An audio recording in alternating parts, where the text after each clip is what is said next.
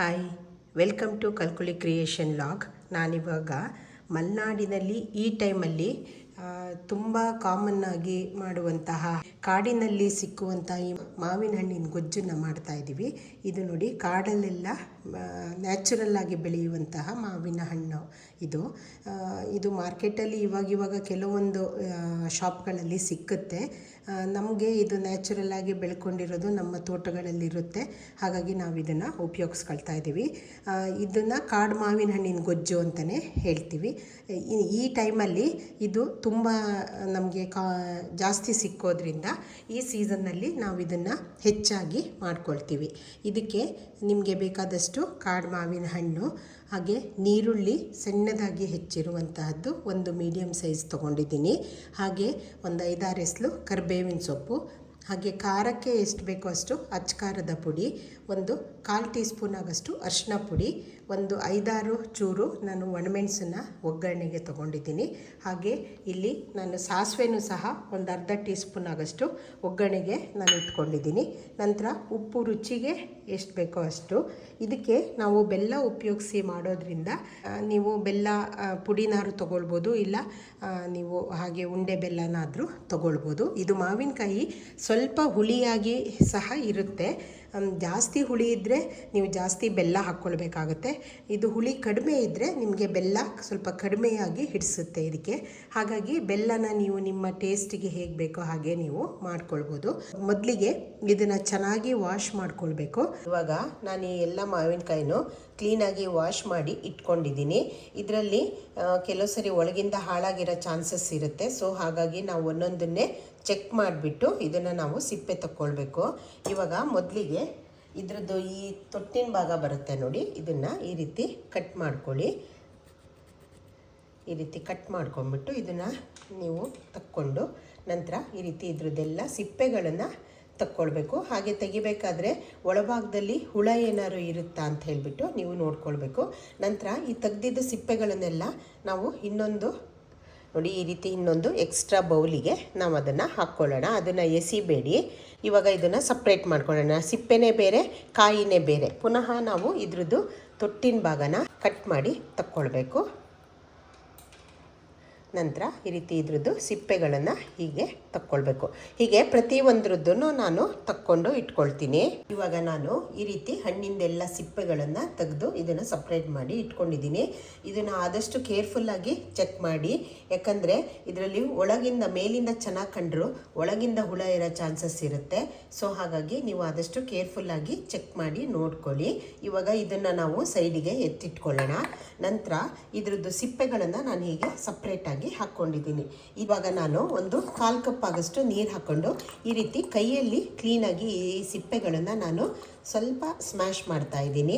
ಆವಾಗ ಈ ಸಿಪ್ಪೆಯಲ್ಲಿ ಇರುವಂತಹ ರಸ ಎಲ್ಲ ಅದು ನೀರಿಗೆ ಬಿಟ್ಕೊಳ್ಳುತ್ತೆ. ಈ ರೀತಿ ಮಾಡಿ ಹಾಕೋದ್ರಿಂದ ಟೇಸ್ಟು ತುಂಬ ಚೆನ್ನಾಗಿ ಬರುತ್ತೆ.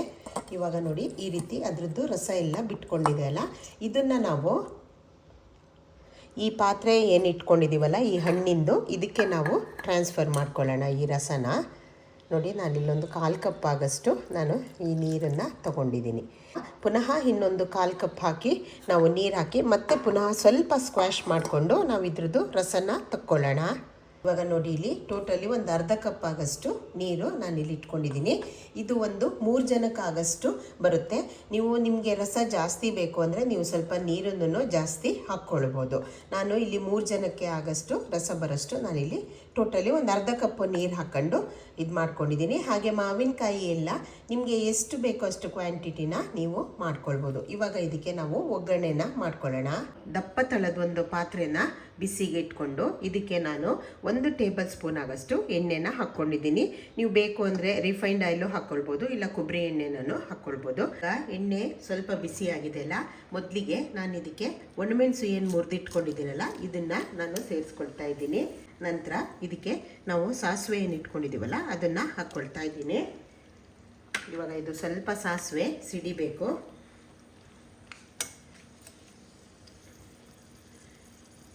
ಇವಾಗ ನಾನು ಕರಿಬೇವೇನು ಇಟ್ಕೊಂಡಿದ್ದೀನಲ್ಲ ಇದನ್ನು ಸಹ ನಾನು ಸೇರಿಸ್ಕೊಳ್ತಾ ಇದ್ದೀನಿ. ಇವಾಗ ಕರಿಬೇವು ಸಿಡಿತಾ ಇದ್ದ ಹಾಗೆ ನಾವು ನೀರುಳ್ಳಿ ಇಟ್ಕೊಂಡಿದ್ದೀವಲ್ಲ ಈ ಸಣ್ಣ ಹೆಚ್ಚಿನ ನೀರುಳ್ಳಿಯನ್ನು ಇದಕ್ಕೆ ಸೇರಿಸ್ಕೊಳ್ಳೋಣ. ಇದನ್ನು ಸ್ವಲ್ಪ ಹೊತ್ತು ನಾವು ಚೆನ್ನಾಗಿ ಫ್ರೈ ಮಾಡಬೇಕು. ನೀರುಳ್ಳಿ ಸ್ವಲ್ಪ ಹೊತ್ತು ಈ ಎಣ್ಣೆಯಲ್ಲೇ ಫ್ರೈ ಆಗಬೇಕು.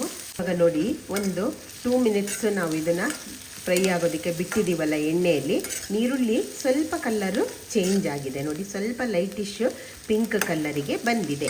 ಈ ಟೈಮಲ್ಲಿ ನಾವು ಏನು ಮಾವಿನ ಹಣ್ಣನ್ನು ನಾವು ಈ ರೀತಿ ಮಾಡಿ ಇಟ್ಕೊಂಡಿದ್ದೀವಲ್ಲ, ಇದು ನೀರು ಸಮೇತವಾಗಿ ಇದಕ್ಕೆ ಆ್ಯಡ್ ಮಾಡ್ಕೊಳ್ಳಿ. ಇವಾಗ ಇದನ್ನು ಮಿಕ್ಸ್ ಮಾಡಿ ಕ್ಲೀನಾಗಿ. ಇದು ಈ ಟೈಮಲ್ಲಿ ನಮ್ಮ ತೋಟದಲ್ಲೂ ಈ ಕಾಡು ಮಾವಿನ ಹಣ್ಣಿನ ಮರ ಇರುತ್ತೆ. ಇದನ್ನು ಎಲ್ಲರೂ ಹಾಗಾಗಿ ಈ ಟೈಮಲ್ಲಿ ಜಾಸ್ತಿ ಮಾಡಿ ಉಪಯೋಗಿಸ್ತಾರೆ. ಇದು ನ್ಯಾಚುರಲ್ ಆಗಿ ಸಿಗುವಂಥದ್ದಲ್ಲ. ಹಾಗಾಗಿ ನಾವು ಇದನ್ನು, ಈ ಕಾಡು ಮಾವಿನ ಗೊಜ್ಜನ್ನು ಎಲ್ಲರೂ ಇಷ್ಟಪಡ್ತಾರೆ. ನಮ್ಮ ಮಲೆನಾಡಿನಲ್ಲಿ ಪ್ರತಿಯೊಬ್ಬರ ಮನೆಯಲ್ಲೂ ಈ ಸೀಸನ್ನಲ್ಲಿ ಇದನ್ನು ಮಾಡ್ಕೊಳ್ತೀವಿ. ಇವಾಗ ಇದಕ್ಕೆ ರುಚಿಗೆ ಎಷ್ಟು ಬೇಕೋ ಅಷ್ಟು ಉಪ್ಪನ್ನು ಹಾಕ್ಕೊಳ್ಬೇಕು. ನಾನಿಲ್ಲಿ ಮೊದಲು ಒಂದು ಅರ್ಧ ಟೀ ಸ್ಪೂನಷ್ಟು ಉಪ್ಪನ್ನು ಹಾಕ್ಕೊಳ್ತಾ ಇದ್ದೀನಿ. ನಾನಿಲ್ಲಿ 1/4 ಚಮಚದಷ್ಟು ಅರಿಶಿನ ಪುಡಿ ಇಟ್ಕೊಂಡಿದ್ದೀನಲ್ಲ, ಇದನ್ನು ಸಹ ಸೇರಿಸ್ಕೊಳ್ತಾ ಇದ್ದೀನಿ. ನಂತರ ಇದಕ್ಕೆ ಖಾರಕ್ಕೆ ಎಷ್ಟು ಬೇಕೋ ಅಷ್ಟು, ನಿಮಗೆ ಖಾರ ತುಂಬ ಬೇಕು ಅನ್ನಂಗಿದ್ರೆ ನೀವು ಜಾಸ್ತಿ ಖಾರನೂ ಹಾಕ್ಕೊಳ್ಬೋದು. ನಾನಿಲ್ಲಿ 1.5 ಟೀ ಸ್ಪೂನ್ ಆಗಷ್ಟು ಅಚ್ಕಾರದ ಪುಡಿಯನ್ನು ಹಾಕ್ಕೊಳ್ತಾ ಇದ್ದೀನಿ. ಹಾಕ್ಕೊಂಡ್ಬಿಟ್ಟು ಮಿಕ್ಸ್ ಮಾಡಿ.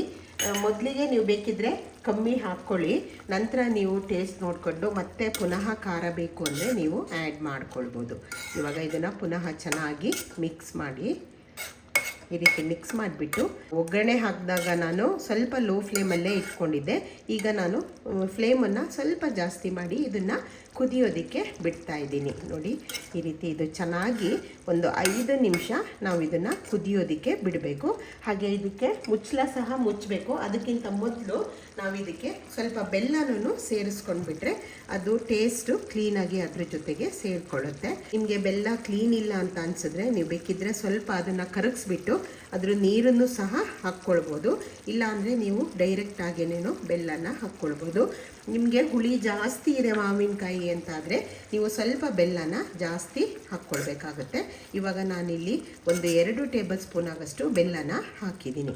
ಹಾಕಿಬಿಟ್ಟು ಇದು ಮತ್ತೊಂದು ಸರಿ ಕ್ಲೀನಾಗಿ ಮಿಕ್ಸ್ ಮಾಡಿಬಿಟ್ಟು ನಾನು ಇದಕ್ಕೆ ಲಿಡ್ ಕವರ್ ಮಾಡಿ 4 ರಿಂದ 5 ನಿಮಿಷ ಆಗಷ್ಟು ಇದನ್ನು ನಾನು ಮೀಡಿಯಮ್ ಟು ಲೋ ಫ್ಲೇಮಲ್ಲೇ ಕುದಿಯೋದಕ್ಕೆ ಬಿಡ್ತಾ ಇದ್ದೀನಿ. ಇದು ಇವಾಗ ಚೆನ್ನಾಗಿ ಕುಕ್ ಆಗಿದೆ.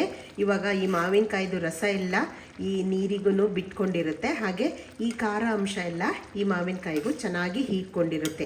ಈ ರೀತಿ ನೀವು ಕುದಿಸಿ ಈ ಮಾವಿನ ಹಣ್ಣಿನ ಗೊಜ್ಜು ಮಾಡ್ಕೊಳೋದ್ರಿಂದ ಯಾವುದೇ ರೀತಿಯ ಆರೋಗ್ಯದ ಸಮಸ್ಯೆ ಬರೋದಿಲ್ಲ. ಇದನ್ನು ಹಸಿಯಾಗೂ ಮಾಡ್ತಾರೆ, ಆದರೆ ಅದರಿಂದ ಸ್ವಲ್ಪ ಕೆಲವರಿಗೆ ಆರೋಗ್ಯದ ಸಮಸ್ಯೆ ಬರೋ ಚಾನ್ಸಸ್ ಇರುತ್ತೆ.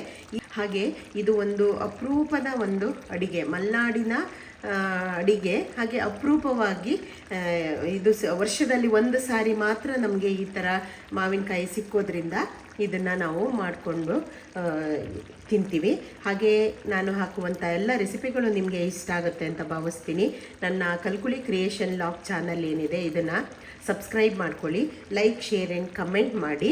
ಇವಾಗ ನಾನು ಇದನ್ನು ಸ್ಟವ್ನ ಆಫ್ ಮಾಡ್ತಾ ಇದ್ದೀನಿ. ಇದನ್ನು ನೀವು ಬಿಸಿ ಬಿಸಿ ಅನ್ನದ ಜೊತೆಗೆ ಇದನ್ನು ಕಲಿಸ್ಕೊಂಡು ಊಟ ಮಾಡಿದ್ರೆ ತುಂಬ ಟೇಸ್ಟಿಯಾಗಿರುತ್ತೆ.